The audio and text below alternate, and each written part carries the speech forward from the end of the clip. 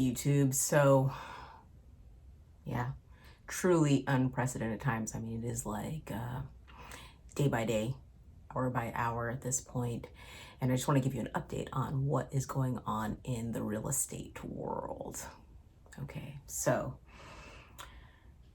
if you're in Washington State, you know that last night, Governor Inslee went ahead and issued a stay home, stay healthy order.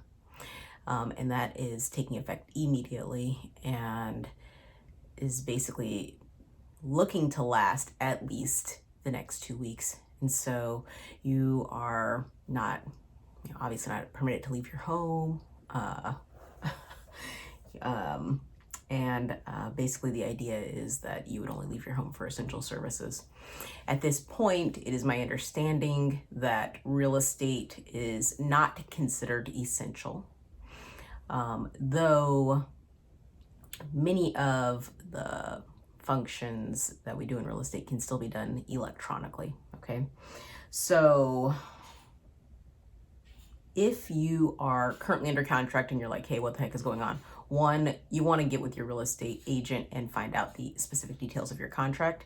But at this point, it's my understanding that escrow is still able to operate, as are most of the mortgage lenders, because a lot of them have gone to either remote or electronic functions. So they're able to complete a lot of their work electronically. The things that might be delayed would be things like an in-home inspection with an inspector. This is if you're buying, perhaps appraisals are going to be delayed, right? Because the person can't actually, if they're not supposed to be leaving their house, then they wouldn't necessarily be leaving their house to do their appraisal or inspection. So yeah, I mean, get with your real estate professional, find out where exactly they are, and where you are in the cycle. So yeah. Okay, so let's just kind of put that aside, all right? So in the meantime, all right, if you were like, okay, I want to buy a house this year, or I want to sell my house this year, use this time to prepare, okay? Use this time to prepare, because here's the thing. Things turn, right? Like, it's not going to stay like this forever, okay? It may be 2 weeks, it may be 4 weeks, we don't really know, but you can take this time and you can actually prepare. So let's talk about you want to sell your house, okay? Here's what I would recommend. I would recommend getting with a real estate professional and talking about those preparation steps, okay? I would also go back to my videos about preparing your home for sale, okay? So get with your real estate professional. And I think there are like at least 3 things that you can do, to get ready. So when the timing is right, you're like, boom, you're on and you're ready to go, okay? 1, get a virtual consult with a stager, okay? I know a lot of my stagers are doing virtual consultations. You walk through the house, use Zoom, use FaceTime, show them areas. So that way you can start the preparation process, okay? Get things boxed, get things packed, get things nice and neat, all right?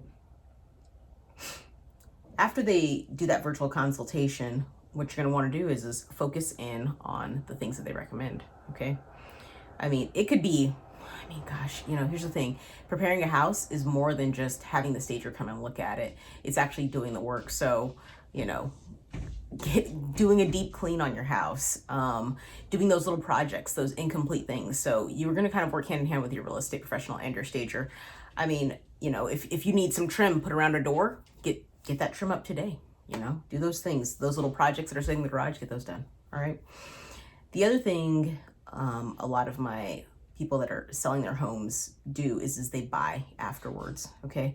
So the other thing you want to do is get your finances together. Go ahead, get that pre-approval, see where your credit is, and make sure you keep your credit in good standing, okay? So that's what I would recommend for my sellers. For my buyers, on the other hand, things are a little bit different, right? Like, we left a seller's market. So that means that inventory is really low relative to the number of people that want to buy. Undoubtedly, some buyers are going to fall out of the market here and not be able to buy, all right? Which in a lot of ways is the perfect opportunity for people that have been wanting to buy to get out of the market if you can, and make that purchase when the timing is right. Okay. I mean, many people that are buying are wondering, hey, are there some opportunities here? You know what? I suspect, depending on how long this goes, that there are going to be some opportunities, but you need to be ready. Okay. You need to be ready to go. Okay. So finances. Get your finances together. Keep that credit in good standing. Get that pre-approval, because I predict that, yes, there is going to be a time period maybe where there are some opportunities to get some good deals, especially when you have people that need to sell or people that have been sitting on the market for many weeks. Okay. Depending on how long this goes. But if you're not pre-approved, if you don't have your finances together, then you're not going to be ready to hit that window when it's time to hit it, okay? Because it's going to be a short window. It's going to be a short window, all right? It's going to be short, all right? And here's the deal. What I think is going to happen is it's going to have like a kind of like a bit of a rebound effect, right? Because we're in the middle of the spring selling season right now, all right? So we're going into the spring selling season, but we had to hit it on pause, all right? People are still going to want to, if schools go back in the fall, they're still going to want to either get their house sold or move into that next house or whatever before that happens.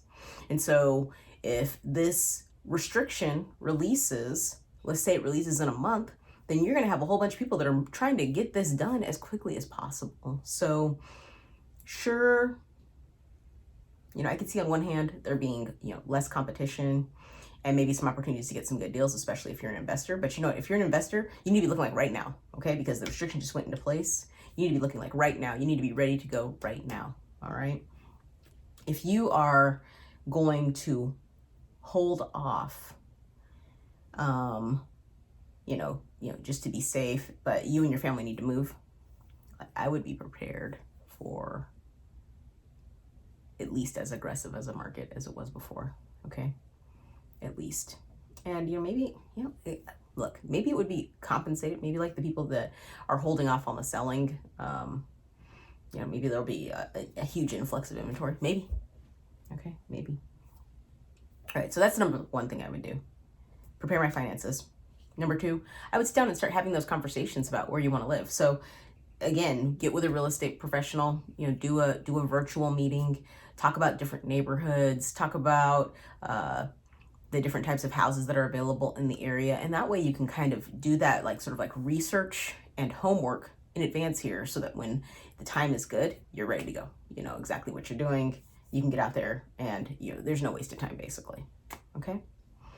So yeah, those are the things that I would do.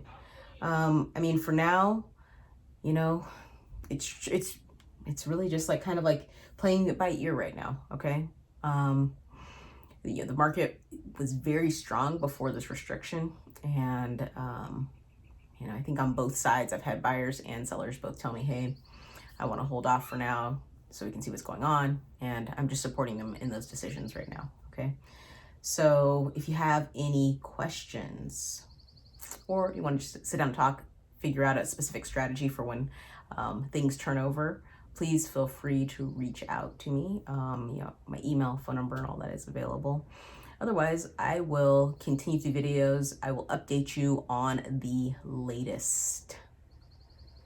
Thanks so much for tuning in. Like my video and subscribe. See you again soon, YouTube.